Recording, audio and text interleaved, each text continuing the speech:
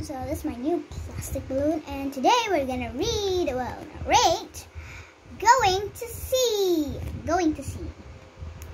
George Washington said, "I shall want to be a sailor. I shall be a sailor. And I shall go and explore strange lands, and I might even be the captain of a ship." He was only 14 years old. His brothers were willing that he shall go to sea, for a bright boy like him would not stay as a common common sailor. Might even be a captain or a great admiral. So all was settled. George's brothers had a friend sailor that was a friend who was going to go to England, and this friend accepted George on the board. Yeah. I just popped it. So then, George's mother was very sad. His uncle had wrote a letter to her saying, "Do not let him go to sea. If he starts as a common sailor, he will never be anything else."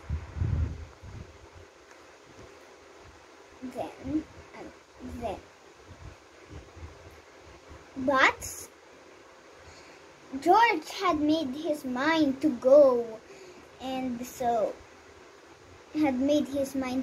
he would not listen to anyone that would persuade him to stay home. So when the time arrived and the boat was waiting in the river, and there was a little chest in which George's clothes were in. George was sitting at the in front of the house, kind of. Well, like on the doorstep. He was standing, not sitting. Okay, standing on the doorstep, and he said, "Goodbye, dear mother." And when he turned around and saw the faces that he loved, he began to feel sad. "Goodbye, my dear boy," said his mother.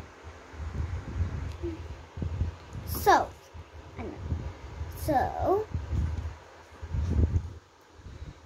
George saw his mother. There were tears in her eyes. Tears were rolling down at her cheeks. George did not like seeing his loved ones in grief, and so he thought for a moment. Then he ran to his mother and said, "I have changed my mind. I am not going to sea." Then he shouted to the little black boy waiting at the door, said, "Tom, run to the shore and say to not put the chest into the boat, for I am staying." So yeah, he stayed.